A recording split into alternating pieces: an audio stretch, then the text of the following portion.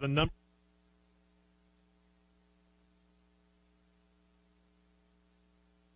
Because your rookie season here in the NASCAR Sprint Cup Series coming to a close, is there something that really stands out as you look back on the season? That sounds so dramatic. Yeah, well. No more rookie meetings. Well, that's not true. Apparently the rule book says that they decide when you're not a rookie anymore, so hopefully no more rookie meetings. And you know, the biggest learning curve is usually the first year. So, you know, the most has been learned this year, and you know, I just look forward to the results improving. I look forward to better weekends, and that will, you know, with hard work, happen over time. And so the first year is just about done. Outstanding. Well, let's open it up to some questions here for the media. If you could raise your hand, call on you. We'll have mic runners come down. We'll start here at Kenny Bruce and go over to Roger. Please state your name and affiliation, please. Kenny Bruce with NASCAR.com. Danica, as you look back on this year, can you sort of tell when you guys had issues, how much of it was part of your learning curve and how much of it was an issue with the car not being what you wanted it to be? In a simple answer, I have no idea, and I think that's part of the problem in the first year for me, especially. Just, you know, I was saying last night to one of my engineers that, you know, we came and, you know, we brought as good a stuff as we could here to this last race, and it's going a little bit better and practicing a little bit better. So I said, that's good, and it helps with me and my confidence, because it's hard for me to know if it's me or the car or so I said that specific thing last night.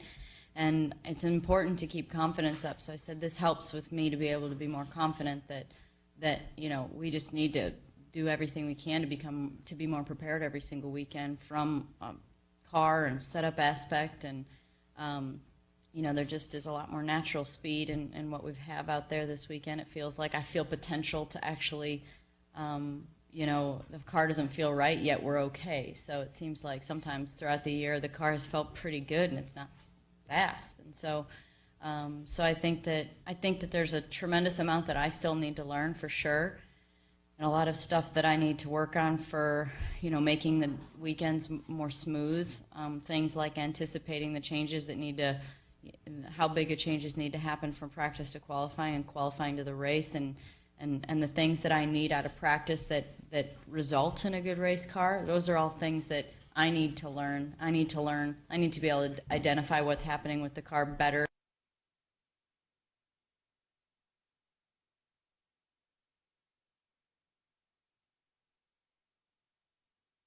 Every time I'm in it, so that I can help more. But at the end of the day, the natural speed that's in the car does need to continue to get better. And I think this weekend was a show of that, and so far to us. And I don't think that's a mystery. I think that, you know, at the beginning of the year we struggled even more. So so that's what's tough about Cup, is that you can't be a little off. You're a little off, and the difference between a good and a bad weekend is so much bigger than in the Nationwide Series or, you know, anywhere else. It's just the competition and the level of effort is so high, so you have to always be on your game. Go to Roger, then to Bob, then over to Brian and Marty. Roger Holtzclaw, Speedway Media.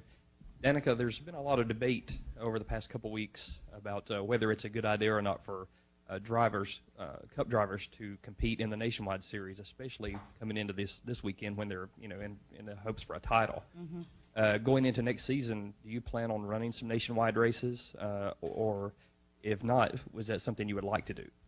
Yeah, I would like to do more nationwide races. I think 10 would be really nice to be able to do, to mix in some races that I feel like I just need more track time for overall on the weekend, to races that I feel like I can, you know, finish well. I think that a mix of both of those would be a lot of fun and good for me.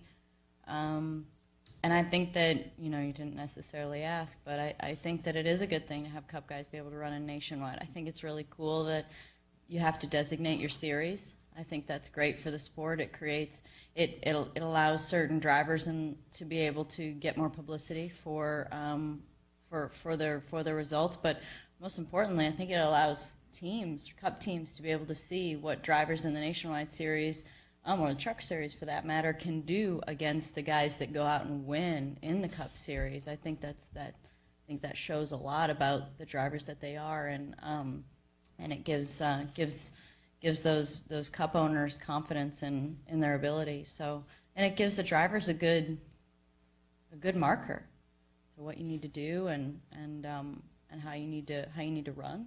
So I think it's a good thing. Go to Bob, then to Brian, then over to Marty Smith. Bob Hocker, Sporting News. I don't know if you're doing the December test or not, but beyond that, I'm not. I'll be at the ACAs. okay. So, what do you do the next 6 or 7 weeks as far as trying to get better? Take a few weeks off. All right. I mean, we're in the car 38 out of 40 weekends a year, and there'll be testing, and we'll get back into it. And I mean, I remember the days of, I think one year when I raced IndyCar, I think I was out of the car for 6 months. So this is just a blink.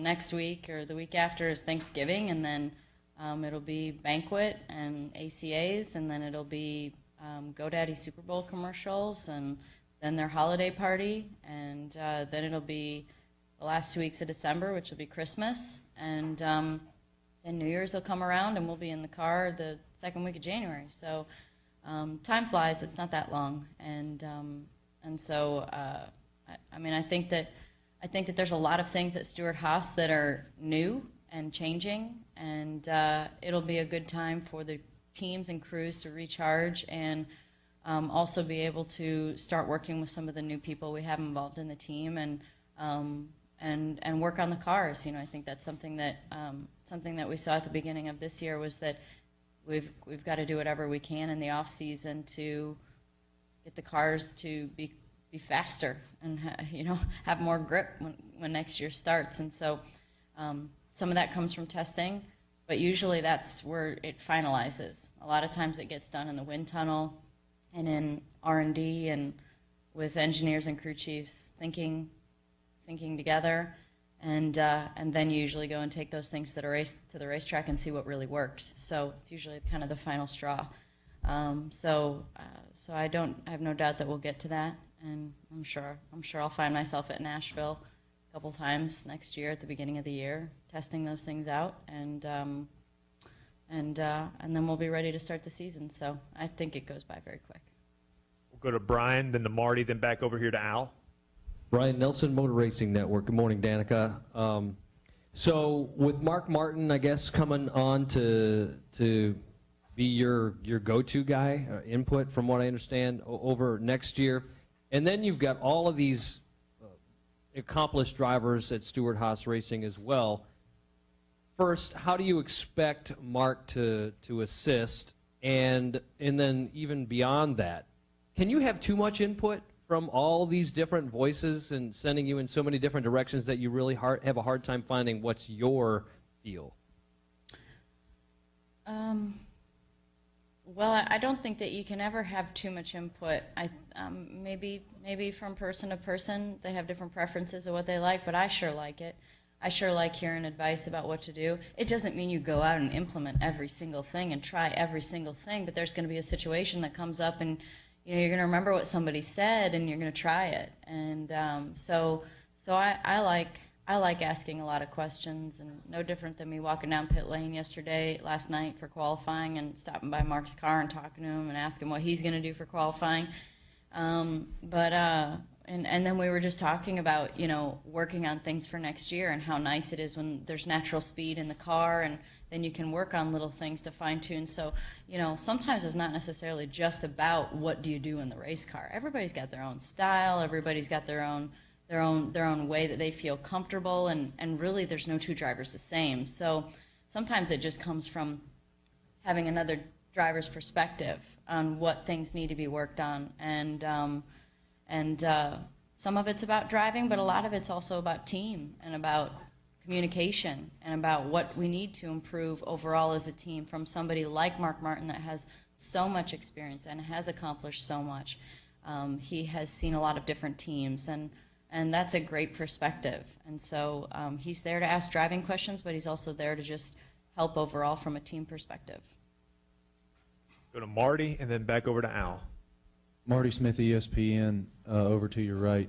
Good morning. How do Sorry, you? I wish it was easier to tell where everyone was it's sitting. a large room. It's all right. How do you define what Dario Franchitti was able to do during his career in a race car, and what stands out most to you about his career? He came back to IndyCar and he sure won a lot.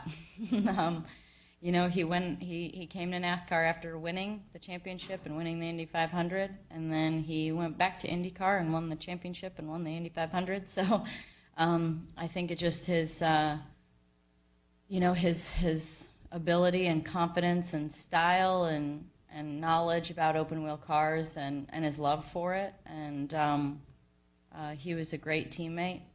I really enjoyed being his teammate in 2007.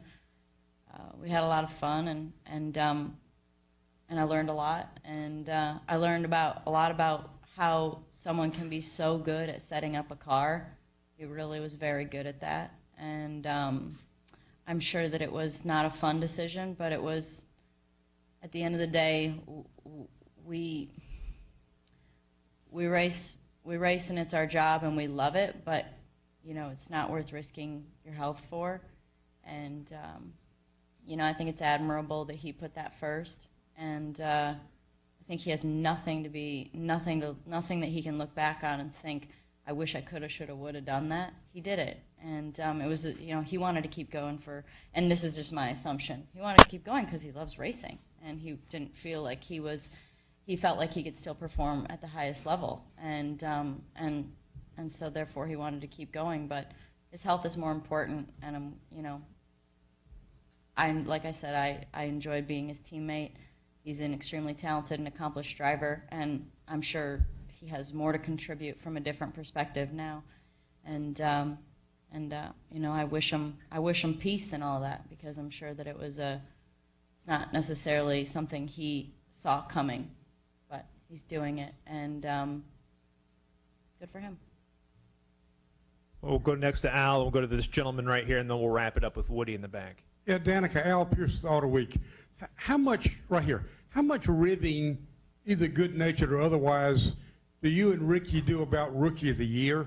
You keep up with points, you look at... Not much ripping anymore, it's pretty obvious. I mean, was there a point where y'all were sort of intensely rival about that particular thing? No. I mean, I think that there was a certain level of sensitivity to it. It was for sure a long shot for me. I mean, it was going to need to be, you know, just a really good rookie season. And there were some really good things that happened. I mean, Daytona was a great way to start, and then it went to Martinsville that was a great run. And, you know, we just didn't really get a lot better. We got better, but there was, you know, challenges along the way, and he just came off of two nationwide championships. That was going to be tough to compete with, no matter who you are. So, and you know, I struggled to compete for wins. So, you know, it was going to be a huge accomplishment if I did it. But we didn't really have too much banter about it, I don't think. I think that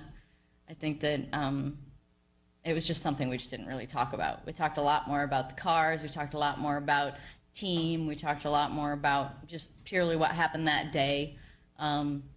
He spent a lot of times trying to cheer me up after I was so disappointed after qualifying or after a race sometimes. And I think, as he said, I don't remember what we were talking about, but I think it was just last night, something about being hard on myself. And he said, she's hard enough on herself already, doesn't need any more reason. So yeah, that pretty much sums it up. I get frustrated, and I know what I can do and want to do, and when it doesn't happen, I do get upset. So, but he was good moral support. Hi, Danica. Evan Golden, Iron South Florida, right here in front of you. We just completed the Darrell Gwynn Hot Rods and Reels charity fishing tournament downstairs by the infield, and the wheelchair that was given was customized after yourself. And I just wanted to know how it feels that you just gave the gift of mobility, independence, and freedom. I can't imagine what that's like. I don't know, but I can only imagine that it's a freeing feeling. It's an exciting feeling, And just from my perspective, it's very cool that I, can be a part of things like that, being in my position. So, it's an honor, and I'm sure it was a lot of fun. Thank you. We'll finish up here in the back with Woody. Woody Kane, Motor Racing Network. Danica, I was just curious, even if it's not necessarily competition related, a couple of your favorite moments from the year. Not competition. That would mean basically in the whole year of 2013, what were my favorite things? Probably being able to hit a golf ball off the tee box was a pretty fun thing for me this year, learning how to do that. You can't imagine how many strokes it takes when you can't get it off the tee box. It just takes a long time. I'm not going to put a 10 down every time. I just don't have it in me, so I put smiley faces. Learning how to golf. Qualifying on the pole for the Daytona 500 and all that happened around it was a great way to start the year. Just having family around on the weekends, race weekends. This one's going to be another one of them. Both of our families will be down, and Ricky's dad made me breakfast this morning. I don't normally let people make me breakfast. I have a very particular breakfast, but that's fun. And my parents and sister and her husband get here today, so just having everybody around and having fun on the race weekends and making dinner together and hanging out outside the bus, making breakfast. Just having everybody around. It's been really fun. Well, Danica, thank you for coming in today, and good luck Martinsville this run was pretty fun too. I can't forget about that one at the beginning of the year. Outstanding. It's go time. It's go time now. All right, thanks, guys.